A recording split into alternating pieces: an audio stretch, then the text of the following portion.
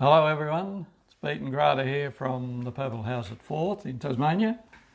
Good to see you everyone, and we're happy to show you some spring flowers. This is in Tasmania. It's freezing cold at the moment. Springtime though, But just around the corner. I'm happy to say that spring is here, and these daffodils are from our garden. Years ago, Pete and I grew how many? We grew about...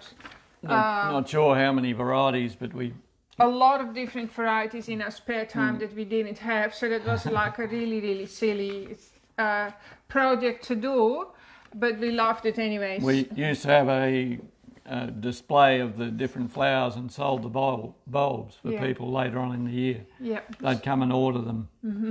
So there was a bit of spare cash for us, which was handy when the kids were all little and the kids had to help us dig bulbs and put all the packages, collections together. Started in the next room behind us. I think it actually started here in this little clinic, so that's 20 years ago, before it became a clinic. So this shows how life goes in cycles, right? So because Pete and I have ended up back where we started in the little clinic, which we used to call Forth Valley Herbs and Health, which was an awful name, whoever came up with that name for a business. Nearly as bad as Purple House. Oh, we did have some herbs as well. Yeah, okay. Because at the time we didn't know whether we were going to branch out into herbs, like collections of herbs and nursery. And the garden centre nursery. And tinctures and creams and all those kind of things that really appeal to my heart, like all the witchy stuff, Pete. Yeah. But then we also at the same time opened the clinic, and then of course that side of the business took over and it grew really fast. And we had to let our poor daffodils go. So this is pretty much all we've got left. No, there's heaps in the garden. Yeah, but I can't remember any names. Can you remember the names? Okay. Like early cheer was one. And sometimes sunshine, and there was one called, this one I think was called Femme Fatale. No. Okay, no, it wasn't. Anyway. No, that was a more exotic one, Femme Fatale. So that was a crazy, stupid thing we did that took all our spare time we didn't have with 6 kids. But we always wanted to pay the bills, didn't we, Pete? So it's good for us to be back where we started, because we've learned a lot from our life, and I guess I wouldn't change it for the world. But maybe I would chop out some chapters that we've had together. Happy? Oh, so today, hindsight is a good thing. Looking back, there's things we'd alter, I'm sure. That's right. Because Pete and I, we put ourselves through each other, I should say, through lots of tasks. That's what happens probably when you marry young. Well, it happens in every relationship. They say you marry your unconscious mind, so... They say you marry your unconscious mind, and then you project all your unresolved issues in your tissues onto your lover or partner, so you can bash him up. That's basically what we do. Fight all your life. And we also had cultural differences too. Yeah. Anyway, so today we want to share something with you, like how you can release a lot of stresses from your body, and we're going to offer you some shortcuts so you don't suffer as much as we did and have more fun in your life. Plus, with it being springtime, it's time to spring clean. Spring clean your body.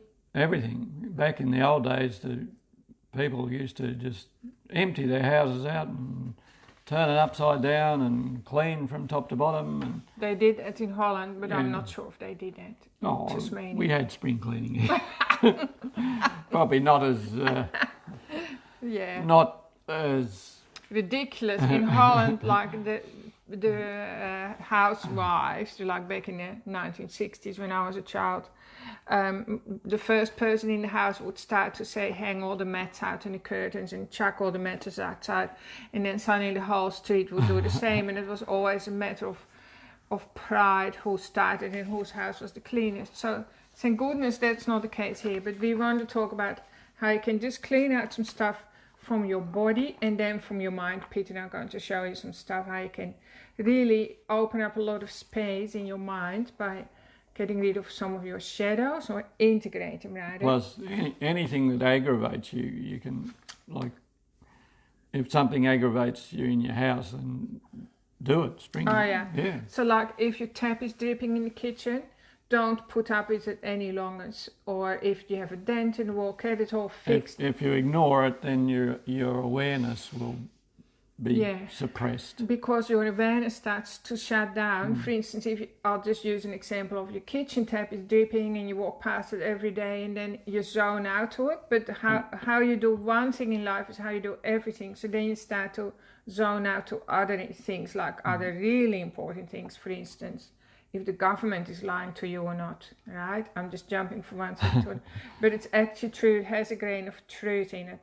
Because your awareness starts to shut down. So if you say your car is really dirty and full of lollies, wrappers from the kids and whatever, muddy boots and all sorts of stuff, and you shut down your awareness because you don't like it, and every time you drive around, you literally have to shut down your being to put up with it. Stop doing that and clean out your car. Clean it out. Any little thing that you notice and think, oh, I should do that. Yeah. Do it. Do it sooner. Like get into the habit of doing it pretty well straight away before. And then your awareness for everything else will be heightened. Yeah, that's right. And you start to get clarity. That's one way that you can get clarity. Yeah. The other thing is our bodies need often a bit of a spring clean. We've probably been in a bit of a slower pace with all the lockdown and maybe munching away on comfort food and a bit of alcohol, because it's funny how the alcohol outlets are essential services. Actually, I better not say that, but we heard today some bottle shops are starting to run low. Yeah. So that's a bit of random stuff. So we can also spring clean our bodies by, just keeping ourselves hydrated, giving ourselves things to clean out parasites and yeast and fungus. I want to talk about Detoxicator because I love this product with my whole heart, and it's called Detoxicator for a reason, because it's got lots of enzymes in it. So enzymes are amazing, guys. They clean up like all the stuck debris from every part of your body, including your bowels, of course, but also your arteries and all your pipes. Plus it has toxin absorbers for in the bowel. Mm-hmm. Plus this has got things for the liver, like milk thistle on heaps and stuff. I can't even, black walnut for parasites, and yeast X is another one to help get rid of Candida. Anything that with all the extra carbohydrates and perhaps alcohol that we've been having. And this is called good bacteria. Feeding Candida. I'll just tell you now, how much do you think you should pay for that? Oh, and it's called turmeric, and turmeric detoxifies your pineal gland from fluoride. I'll probably get banned for saying this, but so I'll say it again. So turmeric, and we also sell turmerics like the pure turmerics, deletes or detoxifies fluoride from your system. Now what fluoride does, it puts you to sleep, like it turns you into a zombie. Calcifies the pineal gland. That's our connection to the source, or our connection to God, to the universe. Like God. The energy comes in and it goes through the pituitary and the pineal gland. They're like your God connection. So they become fluoridated. So you do need a little bit of help in today's world, because there's so many toxins that enter us from all angles. Even though our body, in my opinion, our bodies are strong purifying machines. They are purifying machines, but we do need to assist our bodies at times. Like keeping ourselves well hydrated assists. That's the only thing that will thin blood down, and the heart can pump it a lot easier, and the filters, which are our kidneys and liver, they can filter a lot easier. And the liver then gets rid of the waste out of the body and to be in the toilet. Yep. And magnesium is good if you're constipated, because a lot of people are constipated. You just up your magnesium till it actually to the point where you get diarrhea. Then you know you've had enough magnesium, and that's really good for your body. So I was just going to say, Detoxicator is $42 for 120 capsules, and you take 4 capsules a day. What's that? So probably 3 capsules, one each meal. Okay. To help digest the food, break it down into the smallest possible particles so you get the nutrients out of your food. So that's for 40 days, so that's like less than $1 a day, which is amazing. And spring clean, getting the yeast out of your system and replacing your good gut bacteria so the yeast doesn't grow again. And yeast take over your whole body. It doesn't just sit in your gut. Like, it can literally go into your spinal fluid and into your brain, and that's like the the fluid that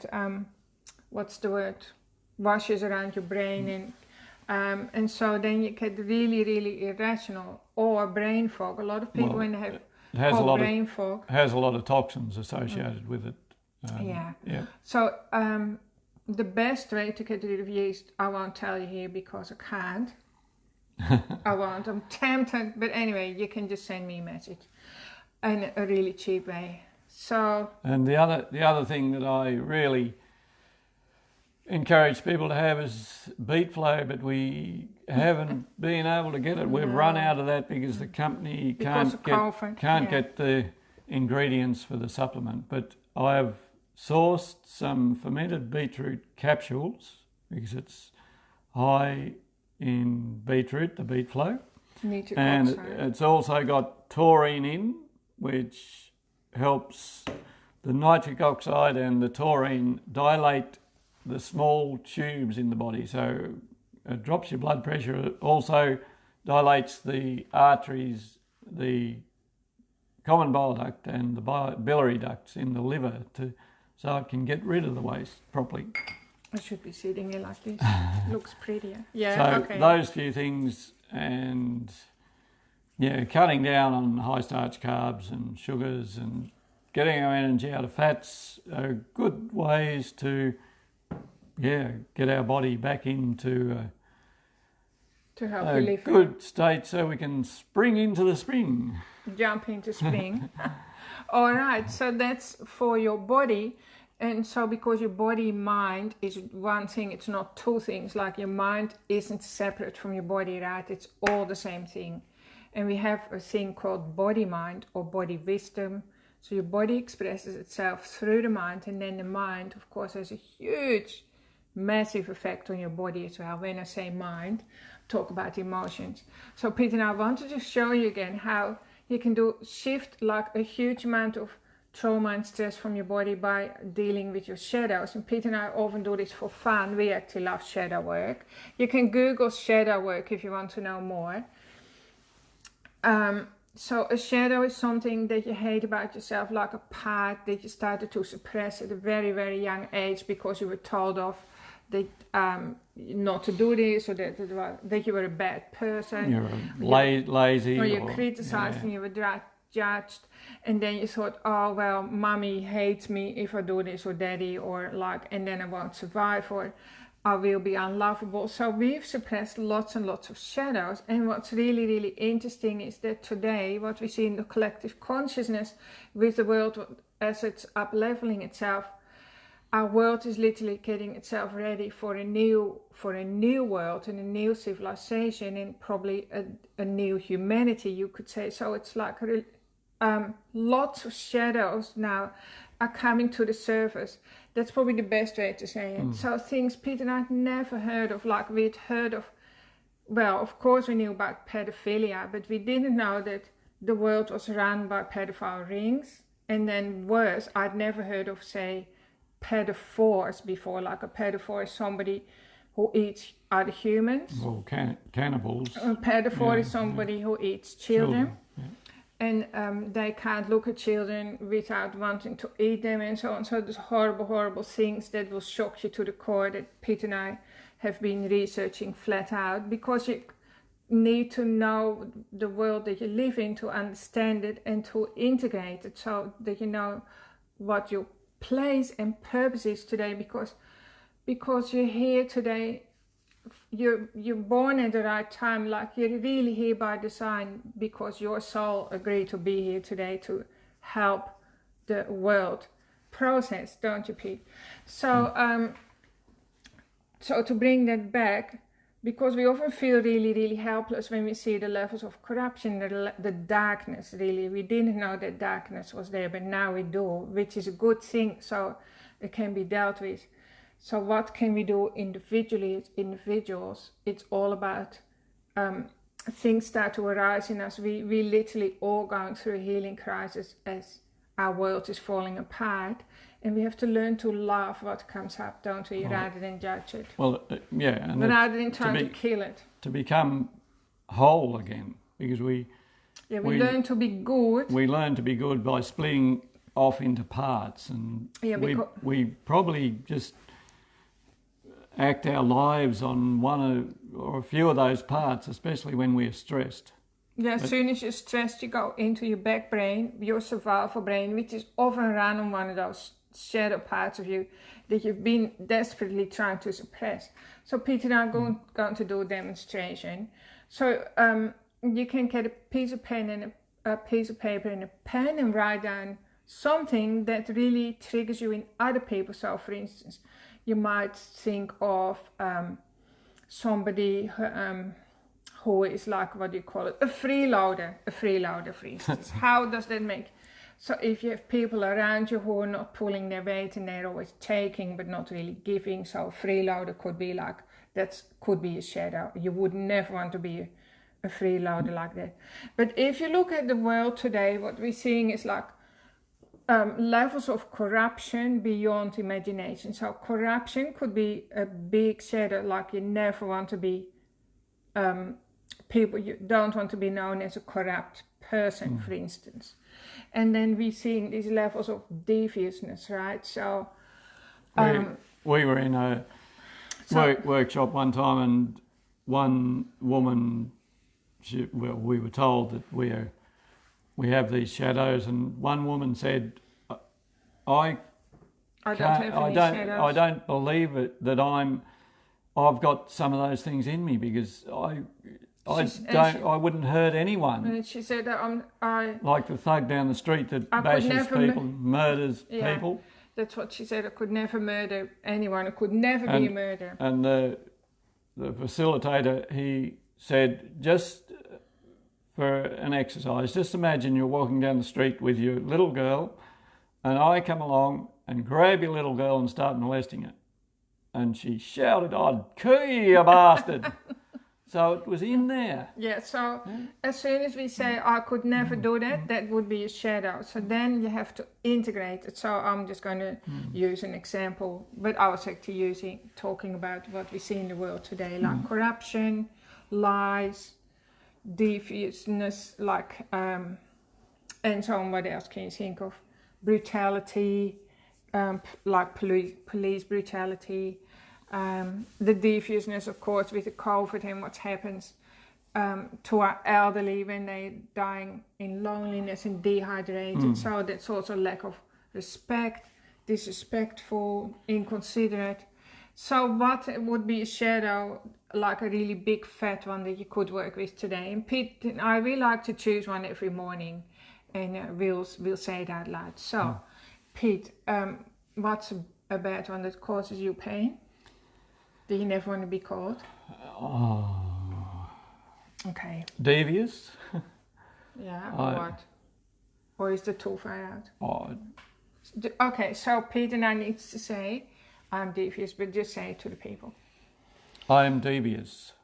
Okay, I'll just see. Yeah, that really sits in Peter's heart. So now, normally you look at the person, but we'll just look at the screen. Now I'll say to Pete, yes, you are, Peter, and I would love to hear that again. I am devious. And if you're really comfortable as a couple with each other, like Peter and I, we've been married for a long time, we can't really shock each other anymore, then it's also nice to just put your hand I'm putting my hand on Peter's heart there, and I'm getting him to put his hand on his belly. So I'll do it like this. Okay.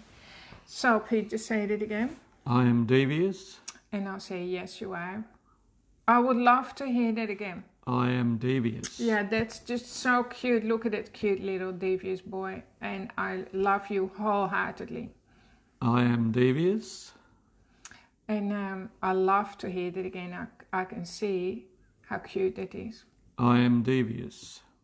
Okay. Are you tuning into your body or? Because I can feel myself warm What are you feeling? Yeah. Get warm. And that's a chemical release. Yeah. And so what's good about being devious? That's another way. What's the golden nugget? What's the value hidden in that clump of deviousness? What is it? If you were to know. It could be a protection mechanism. Mm-hmm. So, for instance, if keeps me safe. Mm-hmm. Yeah. And sometimes it avoids trouble, doesn't always create trouble. So sometimes it's a smart thing to do. There's often, there is a good part to it as well. Mm-hmm. So we have to integrate all those parts to become whole again. Mm-hmm. So if you have like a shadow that's really painful for you, you just say and you're doing it by yourself, you say to yourself, I love myself for feeling devious. And then if that troubles you and it's not going down because you want the charge to drop into the floor basically, then you can Google, just get your phone out and check the opposite of devious, and just check the meaning of devious and synonyms and just let it settle, because your subconscious mind, which is the genius, will actually start to accept it. It's all about loving unconditionally what arises for you when we're going through this crisis, the global crisis, what's happening to us globally. And then you're also integrating that collective consciousness. Because we often see something about, well, if the government's lied to us, it makes us feel angry, and that's right. And so we have to really understand that that's also a part of us if we're seeing it in someone else. Mm-hmm. So what if are you a liar or what? Just say I'm a liar. I am a liar. Okay, I'll just see. Yeah, and so that sits pretty high, and Peter sits near his throat. So Peter hasn't integrated that part. So we can do that now. Just say it again. I am a liar. Yes, you are, and I'd love to hear that again. I am a liar. That's something that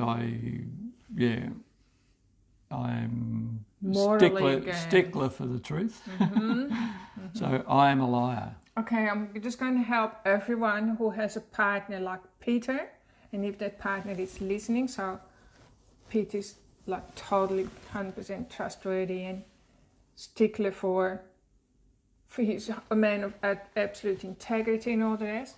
But sometimes I wish Peter could lie really easily, because it would help me, that would give us a shortcut to a deeper connection, right? So sometimes I ask Peter a question and he gives me a real honest answer that's technically totally truthful and honest, and it hurts me so deeply, by the way, that I feel my little child, shrink away from him, and then that creates a disconnect in our marriage, when sometimes he could just give it a different angle, and it doesn't always have to be so truthful. When you've been married for a long time, anyway, as a woman, and I know that many other women in relationships, we always seem to know anyway what's going on inside our partners.